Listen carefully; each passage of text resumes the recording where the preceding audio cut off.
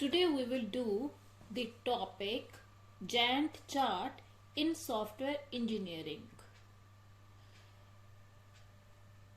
Gantt chart क्या है? एक चार्ट है, जैसे कि हमें नाम से पता चल रहा है। और Gantt का मीनिंग, इसको Gantt चार्ट क्यों कहा गया है? Gantt का कोई मीनिंग नहीं है, ये चार्ट है जो हेनरी एल Gantt के द्वारा 1917 में बनाया गया था और ये एक प्रोजेक्ट मैनेजमेंट टूल है। तो इसके बारे में हम समझते हैं, आगे इसके एडवांटेजेस, डिसएडवांटेजेस और एग्जांपल्स भी पढ़ेंगे हम। Gantt chart is a horizontal bar chart developed as a production control tool in 1917 by Henry L. Gantt। ये इम्पॉर्टेंट है कि 1917 में ये आया था और हेनरी एल Gantt ने ये पहले इंट्रोड्यूस किया था। और ये क्या है? प्रोडक्शन कंट्रोल टूल है। ये एक, इसको अंडरलाइन कर लीजिए, it is a production control tool. इसको आप प्रोजेक्ट मैनेजमेंट टूल भी कह सकते हैं। तो हेनरी एल Gantt कौन था? He is an American engineer and social scientist. It is frequently used in project management tool. A Gantt chart is useful for tracking and reporting progress। किस लिए use होता है? Tracking and reporting progress as well as for graphically displaying a schedule। एक schedule को दिखाने के लिए कि हमारा डेली रूटीन का काम क्या है, आप उसका भी शेड्यूल बना सकते हैं। एक महीने में आपने क्या क्या काम करना है, एक वीक में क्या काम करना है, या आपने एक साल में क्या काम करना है, उसका आप शेड्यूल बना सकते हैं। Gantt charts are often used to report progress because they represent an easily understood picture of project status. However, Gantt charts are not an ideal tool for project control. Gantt chart provides a graphically illustration of a schedule that helps to plan, क्या help करता है? To plan, to coordinate and track specific tasks in a project। ये सब चीजें हमें तब understand हो जाएंगी जब हम इसका एग्जांपल पढ़ेंगे कि कैसे ये हमें प्लान बनाने में और उसको कोऑर्डिनेट करने में और ट्रैक करने में हेल्प करता है। किसी भी टास्क को, जो आप टास्क परफॉर्म करते हैं एक मंथ का, आप एक शेड्यूल बना सकते हैं। Gantt charts may be simple versions created on graph paper or more complicated automated versions created using project management tools। Project management tools incorporating Gantt charts include Prince, Mac Project, Microsoft Project and Microsoft Excel। मतलब जो Gantt chart है वो आप इन चीजों पे भी बना सकते हैं। Purpose of a Gantt chart is to, what is the purpose?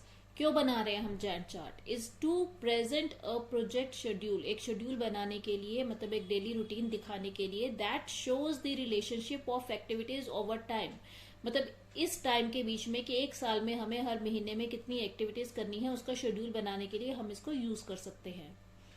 Gantt charts are a project planning tool. क्या है ये? एक अंडरलाइन कीजिए, प्रोजेक्ट प्लानिंग टूल है that can be use to represent the timing of task required to complete a project। Because Gantt charts are simple, क्या है? Simple है, to understand and easy to construct, बहुत ही आसान हो जाता है, इसको कंस्ट्रक्ट करना भी बहुत आसान है और मैं कहना चाहूंगी कि इसको समझना भी बहुत आसान है। इससे हमारी जो वर्क की अंडरस्टैंडिंग है वो हमारी इजी हो जाती है।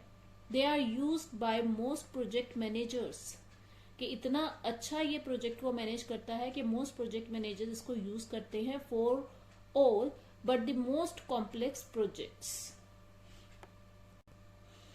Gantt चार्ट की फुल फॉर्म भी होती है, that is generalised activity normalisation time table. मतलब जैसे स्कूल्स में बनाया जाता है, कॉलेजेस में बनाया जाता है, हम एक टाइम टेबल बना रहे हैं। G stand for generalised, A stands for activity, N stands for normalisation and T stands for time table. It is a type of bar chart. इसको अंडरलाइन कीजिए, क्या है ये? बार चार्ट है, इसमें हम बार्स को यूज करते हैं। That illustrates a project schedule, schedule बनाता है।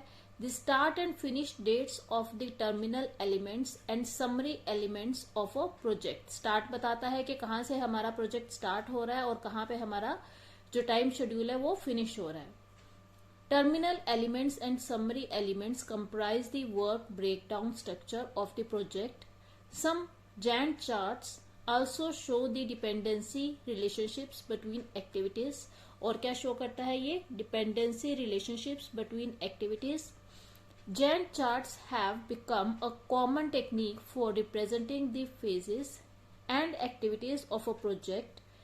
Work breakdown structure, जिसकी शॉर्ट फॉर्म बनती है WBS, वर्क ब्रेकडाउन स्ट्रक्चर, मतलब एक कोई काम है जो हमें पूरा साल करना है, उसे हम छोटे छोटे पार्ट्स में डिवाइड करके उसको ब्रेक डाउन कर देते हैं कि हम उसे एक महीने में किस तरह से कंप्लीट करेंगे ताकि वो हमारा पूरा साल में कंप्लीट हो जाए. मतलब हमारा शेड्यूल जो है पूरे साल का है पर हमें उसे मंथली डिवाइड करना है वर्क को, तो उसे कहते हैं work breakdown structure. So they can be understood by a wide audience. Basically ये सारे नोट्स हैं जो आप पेपर में लिख सकते हो और इसमें से जो मैं आपको अंडरलाइन करा रही हूँ, अगर आपका शॉर्ट क्वेश्चन आता है तो जो मैं आपको अंडरलाइन करने को बोलती हूँ वही आपने लिखना है. और अगर आपका लॉन्ग क्वेश्चन आता है तो आप मैक्सिमम नोट्स इसमें प्रोवाइड किए जाएंगे वीडियो में, तो इससे ज्यादा आपको नोट्स की जरूरत नहीं पड़ेगी. Although a Gantt chart is useful and valuable for small projects that fit on a single sheet or screen, they can become quite unwieldy for projects with more than about 30 activities. मतलब अगर 30 activity से ज्यादा होते हैं तो उसके लिए ये ठीक नहीं रहता. Larger Gantt charts may not be suitable for most computer displays. A related criticism is that Gantt charts communicate relatively little information per unit area of display. मतलब इसमें जो इंफॉर्मेशन होती है वो कम होती है. That is, projects are often considered more complex than can be communicated effectively with the Gantt charts. ये सारे इसके drawbacks हैं. Gantt charts only represent part of the triple constraints, cost, time and scope of projects because they focus primarily on schedule management. जैसे कि हमने पहले पढ़ा कि वो बेसिकली क्या करता है, शेड्यूल बनाता है, तो उसमें जो बाकी फैक्टर्स है वो छूट जाते हैं. Moreover, Gantt charts do not represent the size of a project. अगला पॉइंट क्या है कि वो साइज ऑफ द प्रोजेक्ट नहीं रिप्रेजेंट करता और the relative size of work elements. Therefore, the magnitude of a behind schedule condition is easily miscommunicated. If two projects are the same number of days behind schedule, the larger project has a larger impact on resource utilization. Yet the Gantt does not represent this difference. Although project management software can show schedule dependencies as lines between activities, displaying a large number of dependencies may result in a cluttered or unreadable chart. मतलब वैसे तो हम सब कुछ उसमें show करने की कोशिश करते हैं पर अगर ज्यादा सारी चीजें शो करेंगे तो वो क्या हो जाएगा, ज्यादा क्राउडी हो जाएगा. In the following example, the horizontal axis of the Gantt chart is a time scale. Horizontally क्या represent किया गया है? Time scale, expressed either in absolute time or in a relative time. Referenced to the beginning of the project. The time resolution depends on the project. The time unit typically is in week or months. अब हम देखते हैं rows of, ये एक example दिया गया है. पहले मैं ऊपर का बता देती हूँ आपको रीड करके, फिर ये एग्जाम्पल एक्सप्लेन कर देंगे. Rows of bars in the chart show the beginning and ending date of the individual task in the project. मतलब क्या है कि ये जो बार है इसको हम क्या कहते हैं कि ये एक बार बना हुआ है बार चार्ट की तरह, और ये जो स्टार्टिंग है ये स्टार्ट कर रहा है कि जैन में स्टार्ट होगा और फेब के एंड तक ये खत्म हो जाएगा. अब अगले महीने में ये टाइम ड्यूरेशन शो हो रहा है हमारा यहाँ पे. अगले महीने का जो काम है वो मार्च में स्टार्ट होगा, अप्रैल में खत्म होगा. थर्ड जो वर्क है वो आपने डिवाइड किया है, मतलब ये जो काम है आपका देखो जनवरी से लेके दिसंबर तक चल रहा है और 2-2 महीने के ड्यूरेशन में ये 2-2 मंथ्स के ड्यूरेशन में ये डिवाइड किया गया है। मई से जून, जुलाई, अगस्त, सितंबर, अक्टूबर और लास्ट में है नवंबर और दिसंबर में। In this example, each task is shown to begin when the task above it completes, मतलब एक टास्क कंप्लीट हो रहा है और दूसरा टास्क स्टार्ट हो रहा है। However, the bars may overlap. आगे हम कुछ और एग्जांपल देखेंगे, उसमें आपके जो ये बार्स है ओवरलैप भी हो सकते हैं। In cases where a task can begin before the completion of another, मतलब अभी आपका ये काम कंप्लीट नहीं हुआ है पर आपको दूसरा स्टार्ट करना है, तो आप यहां से बार भी बना सकते हैं। And there may be several task performed in parallel, और एक से ज्यादा टास्क भी आप नीचे शो कर सकते हैं। जैसे सपोज कि ये टास्क आपका बड़ा है तो आप इसको यहां से भी स्टार्ट करके यहां पे खत्म हो सकता है। For such cases the Gantt chart is quite useful for communicating the timing of the various task, मतलब कौन से टास्क कब स्टार्ट होगा ये आपको इससे इजिली से अंडरस्टूड हो सकता है। आगे हम एग्जाम्पल देखते हैं। जैसे कि ये जैंट चार्ट एक और हमें दिखाया गया है, लिखा गया है सिंपल जैंट चार्ट। इधर हमारी है लिस्ट ऑफ एक्टिविटीज। तो task A B C D ये हमारी एक्टिविटीज हैं। First month, second month, third month, 4 महीने में हमने इन टास्क को परफॉर्म करना है। तो देखो यहाँ पे ओवरलैप भी हो रहा है। अभी पहला महीने में टास्क ये खत्म हुआ, ये तो आपका फर्स्ट मंथ से ही स्टार्ट हो जाएगा, और ये जो आपका टास्क सी है वो इसके साथ पैरेलल चलेगा और इसके साथ भी चलेगा। ये टास्क आपको यहां से स्टार्ट करना है मंथ के स्टार्ट सेंटर से, और सेकेंड मंथ में आपको कंप्लीट करना है। इसे कहते हैं ओवरलैपिंग ऑफ टास्क्स। अगला एग्जांपल देखते हैं। सेकेंड एग्जांपल हमारा ये है। देखो ये कितना कॉम्प्लिकेटेड है और इसमें नीचे बताया गया है कि कौन सी चीज क्या रिप्रेजेंट कर रही है। Typically Gantt charts indicate the exact duration of specific task. इसमें आपको एग्जैक्ट ड्यूरेशन दी गई है, but they can also be use to indicate the relationship between task. यहाँ पे जी जो लाइन है ये क्या बता रहा है, 2 टास्क के बीच में क्या रिलेशनशिप है। द पर्सन और person responsible for each task, कौन कौन सा पर्सन कौन सा टास्क परफॉर्म करेगा। एंड द माइलस्टोन्स, देखो इसमें माइलस्टोन्स दिए गए हैं, ठीक है। Milestones in a project development such a Gantt chart is shown below. तो आपको इसमें क्या दिया गया है, ये हमारा है प्लान्ड ड्यूरेशन कि यहां से लेके यहां तक का आपका काम होगा, और फिर है आपकी ये डॉटेड लाइंस, ये है एक्चुअल ड्यूरेशन, जो आपको एक्चुअल ड्यूरेशन जिसमें आपको काम परफेक्टली कंप्लीट करना है। फिर आपके आते हैं माइलस्टोन्स। वैसे ही जैसे ये डार्क कलर का है तो ये जो डार्क कलर के माइलस्टोन्स है ये क्या है, प्लान्ड माइलस्टोन्स। और जैसे ये लाइट कलर का है और ये लाइट कलर के माइलस्टोन्स किसको रिप्रेजेंट करेगा, एक्चुअल माइलस्टोन्स। मतलब जो एक्चुअल लाइन है उसके साथ का ये लाइट कलर का बनेगा, जो प्लान्ड है उसके साथ ये डार्क कलर में ही बनेगा। और ये जो आपकी लाइन है ये रिलेशनशिप शो करती है कि इस टास्क का इससे क्या रिलेशन है, मतलब ये जो टास्क है ये फर्दर इसी से ही कंटिन्यू हो रहा है, कि ये इससे रिलेटेड है। नेक्स्ट हमारा थर्ड एग्जांपल है। Gantt charts are also used to indicate the usage statistics of computers in a software development organization. ठीक है, such a chart is shown below. ये इसका चार्ट है। देखो अलग अलग तरीके से चार्ट्स को हम रिप्रेजेंट करते हैं, इसका रिप्रेजेंटेशन का जो तरीका है वो अलग है। अभी तक जितने भी मैंने आपको चार्ट्स दिखाए हैं सारे अलग तरीके से रिप्रेजेंट किए गए हैं। अगर आपको पेपर में आता है कि आपको एक परफेक्ट क्वेश्चन आता है कि आपको चार्ट बनाना है, तो आप उसके अकॉर्डिंग चार्ट को बनाएंगे, इसको यूज करेंगे। और अगर आपका चार्ट बनाना नहीं आता है, आपको सिंपली एक एग्जांपल देना है, तो आप कोई भी एक सिंपल एग्जांपल जो आपको समझ में आता हो वो आप दे सकते हैं।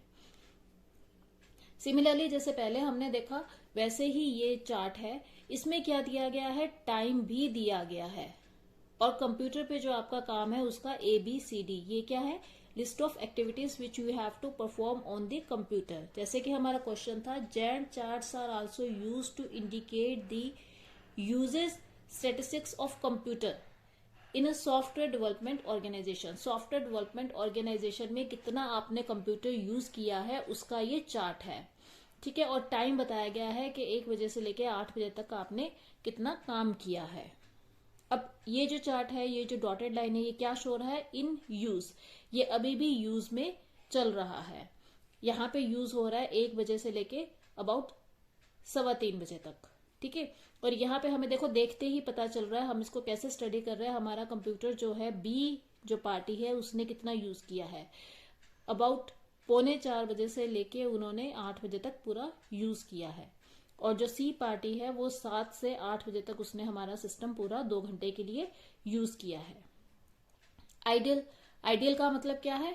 कि ये हमारे कंप्यूटर खाली पड़े हैं, ठीक है। जो कंप्यूटर लैब्स में खाली पड़े हैं उनके लिए हमने क्या यूज किया है, वो है आइडल। और नेक्स्ट क्या है? इन रिपेयर। जो ब्लैकआउट हुआ है, ये हमारे सिस्टम्स क्या है, इस समय रिपेयर में चल रहे हैं। नेक्स्ट एग्जांपल देखते हैं हम। There is no widely accepted standards for Gantt charts. Automated tools are available with which produce Gantt charts directly from activity networks or from a full definition of the tasks. Automated tools have features which assist the planning function, including display of original and latest time for task. इस chart को हम देखते हैं completely. Display of person allocated to task, integration with other planning techniques, network and milestones. A Gantt chart generated by automated tool is shown in figure 3.4. Automated tool use करके जो हमने Gantt chart बनाया है, अब उसको हम study करेंगे। Alternative Gantt chart incorporating features commonly present in automated tools is shown in figure. तो ये हमारा Gantt चार्ट है। Example of A Gantt chart showing project management tool features. तो हमारे प्रोजेक्ट्स के नेम्स दिए गए हैं और यहाँ पे डेट दी गई है, कौन सी डेट से कहाँ तक काम हुआ है। ये हमारा नवंबर, दिसंबर, ये अक्टूबर से स्टार्ट हुआ है। 22 अक्टूबर से हमारा काम स्टार्ट हुआ है। फर्स्ट काम हमारा जो एक्चुअल टाइम है वो कहाँ तक का है? 12 नवंबर तक का। तो राइट कन्वर्जन प्रोग्राम, ये दोनों कामों में हमें कन्वर्जन प्रोग्राम लिखना है। जो ओरिजिनल एस्टिमेट टाइम है वो है यहां से लेके यहां तक का, और इसमें एक्चुअल टाइम भी उतना ही लगा। Test conversion program, convert files, सारा दिया गया है कि कितना कितना आपको टाइम लगेगा। ये सारी एक्टिविटीज है जो हमारी परफॉर्म होंगी। देखो, प्लान सिस्टम रिव्यू, अब सिस्टम रिव्यूज जो है वो एंड में आ रहे हैं। ये है हमारा स्लैक टाइम और ये है हमारा लेटेस्ट एस्टिमेट। सी लिखा हुआ है, आपने देखा यहाँ पे सी लिखा हुआ है, सी मीन्स कंप्लीटेड। इसके आगे सी लिख दिया, मतलब यहाँ पे ये काम हमारा कंप्लीट हो गया है। This chart shows which tasks are ahead of schedule and which tasks are behind schedule. ये जो लाइन बीच में आ रही है रिव्यू डेट की, ये बता रही है कि इससे पहले का जो शेड्यूल है हो चुका है और इसके आगे का जो शेड्यूल है वो होने वाला है। Reasons to use Gantt charts. Gantt charts are convenient means of representing graphically scheduled appointments and events. क्यों यूज कर रहे हैं हम Gantt चार्ट? क्योंकि ये हमें शेड्यूल बनाने में और अपॉइंटमेंट्स का शेड्यूल बनाने में, इवेंट्स का शेड्यूल बनाने में बहुत ही बेनिफिशियल रहता है। Such charts help members of an organisation to plan activities better तरीके से एक्टिविटीज को प्लान करने में हेल्प करता है। Information about what is happening, क्या हैपन हो रहा है, व्हेन इज हैपनिंग, कब होगा। जैसे कि हमने देखा कि सबके ऊपर डेट लिखी हुई होती है कि करना है तो इस डेट पे करना है। वेयर इज हैपनिंग, कहाँ पे होना है, ठीक है। And who will be present, कौन करेगा उसको। Is valuable to concern people in the organisation. ये सारी चीजें व्हाट, व्हेन, वेयर और हु इसमें मेंशन की जाती हैं और ये पर्सन्स को हेल्प करती है ऑर्गेनाइजेशन में to know these things. It is good because, क्यों अच्छा है ये, क्यों हमें इसे यूज करना चाहिए। It plots activities as bars on a time scale, bar के फॉर्म में ये शो करता है। जो हमने बॉक्सेस दिखाए उसको हम क्या कहते हैं, bars. It indicates different activities, responsibilities, estimated और planned activities, start and target dates, कब हमने स्टार्ट करना है और कब तक का हमारा टारगेट है, मतलब कब तक हमें फिनिश करके देना है. Actual start and target dates. It aids in scheduling activities, coordinating activities, evaluating progress. Evaluating progress का मतलब क्या है कि कैसे कैसे हमारा काम आगे बढ़ रहा है, धीरे बढ़ रहा है तो हमें उसे फास्ट करना पड़ता है. Reallocating resources in case of problems. Now we will study advantages of Gantt charts. Provide an easy understandable overview of a project for those without any technical background. जिनकी टेक्निकल बैकग्राउंड नहीं है वो भी इसको देखकर समझ सकते हैं कि हमने प्रोजेक्ट में कब और क्या काम करना है, कौन सी एक्टिविटी कौन सी डेट को परफॉर्म करके देनी है. Gantt charts are relatively easy to create and maintain. बहुत ही आसान है इनको क्रिएट करना और फिर इनको मेंटेन करना. Able to reflect the status of each project task at any point in time. Able to represent overlapping और parallel task. अभी हमने देखा कि overlapping task क्या होता है कि एक ही टास्क को दो बार, एक टास्क को एक ही टाइम पे दो टास्क को परफॉर्म करना ओवरलैपिंग कहलाता है. और पैरेलल में भी टास्क हमारी चलती हैं, 2 टास्क एक ही टाइम पे हमें करनी पड़ती हैं. डिसएडवांटेजेस क्या है? बहुत ही कम डिसएडवांटेजेस है, एडवांटेजेस ज्यादा है. Does not show a task inter relationships. ज्यादा अच्छी तरह से इंटर रिलेशनशिप नहीं दिखा पाता ये. These are not ideal for project control. Project control करने के काम नहीं आता. ये एक प्रोजेक्ट मैनेजमेंट टूल है, कंट्रोल टूल नहीं है.